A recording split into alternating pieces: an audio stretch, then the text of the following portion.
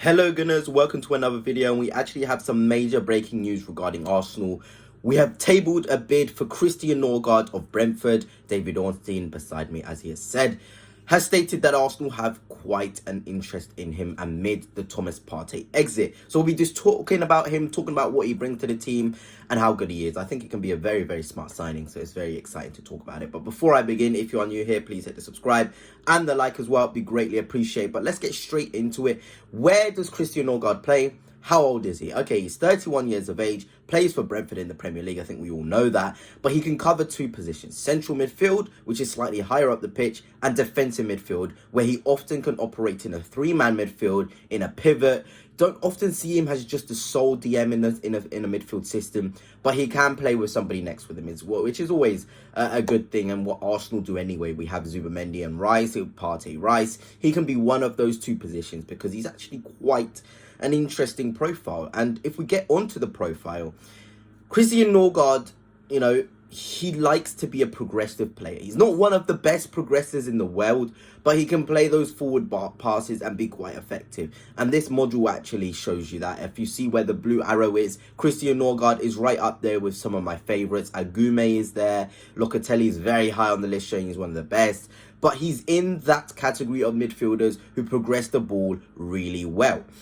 Not even just that, in terms of aerial duels won, Arteta's going to absolutely love this guy. He's one of the best in the top 5 leagues. Top 16% for aerial duels won. He's top 16% for clearances and the top 12% for blocks and top 10% for interceptions. So the defensive side of his game, he does a lot of work. He does a lot of work. And he can get around the pitch pretty well. If there's a game which requires big space, he can defend that big space quite well. Better than Thomas Partey.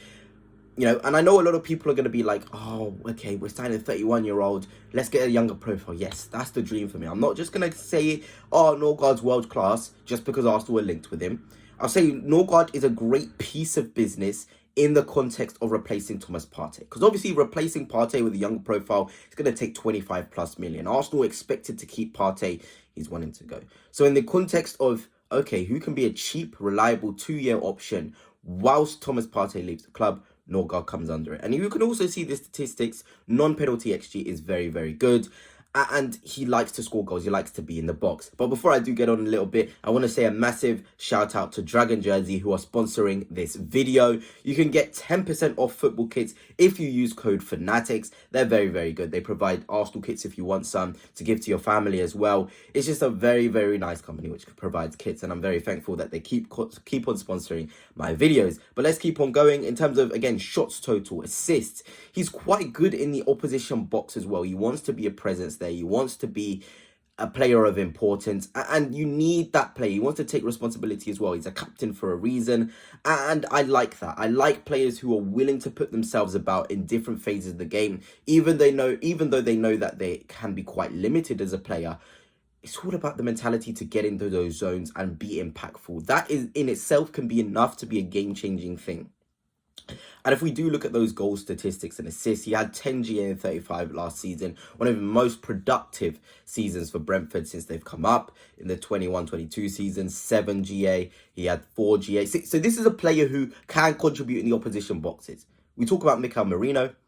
He's a player who, again, I'll probably put him on the same cloth as Norgaard in terms of his contributions, in terms of how we can see Norgaard coming into Arsenal. Mikel Merino is probably the most accurate sort of description. Probably somebody who plays a bit deeper than Merino, more so Merino's in the 8, but very much the same idea when you're coming into Arsenal for both of them. Just 2 years of you, 2-3 good years of you, then we'll get ourselves a younger profile whilst we allocate ththose funds into somebody else. But Norgaard is a very, very smart piece of business.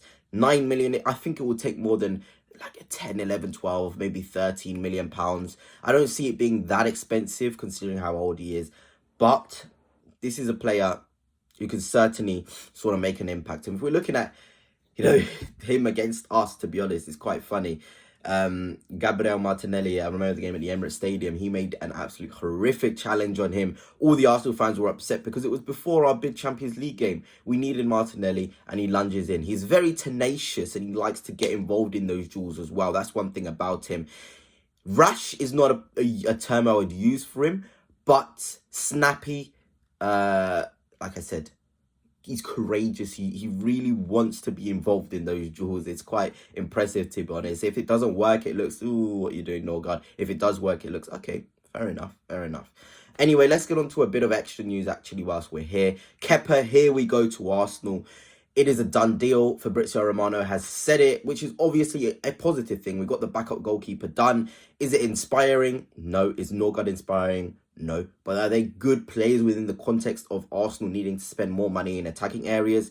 Yes. And you need to sometimes recognise, okay, I want my football club to sign the best players. I wanted my football club to sign Garcia. But hey, within the context of what we need to do this summer, in the context of the players on the market, Kepa is a very astute piece of business in terms of he was the first choice at Bournemouth. They absolutely loved him. Is he going to start games? No. David Raya has won the Golden Glove 2 seasons in a row. Let's not disrespect him. Kepa will play the cup games and I'll have an element of confidence in those games. With Neto, I didn't have that. I remember Girona away scarred me for life in terms of Neto. If Raya ever got injured, I think we were in some big trouble. So it's very, very good to get that deal over the line. And in terms of Sesko, again, you know, 10 million seems to be the sort of difference between the two sides. 10 million difference in fee. Fair enough. Personally, I think Sesko, the highest you should go is 65 million. He's obviously very, very good. He has certain things which will improve us, but he's still needing to improve himself. He's not going to come in and score 25 goals instantly. But is anyone really going to do that? No. Is he going to score 15 goals to 20 goals in all competitions? Yes. Is he going to do a good job whilst Havertz is the main centre forward? Yes. There's different elements of this Sesko deal which can get you excited, because I do genuinely believe Arsenal fans, in regards to Benjamin Sesko and having Havertz as well, don't realise that's actually quite a strong attacking lineup. A great two to have when you're going to different games. They offer different things, ball striking in Sesko, duels and hold-up play and all that lovely stuff from Havertz. There's an element of difference in the game. And when people just say, he's just a lanky Havertz, I don't agree with that whatsoever. I think it's quite a basic analysis. But Sesko, Norgaard, Kepa, Zubamendi, Rodrigo. How would you feel as an Arsenal fan if that was the business? And Jorel Hato as well.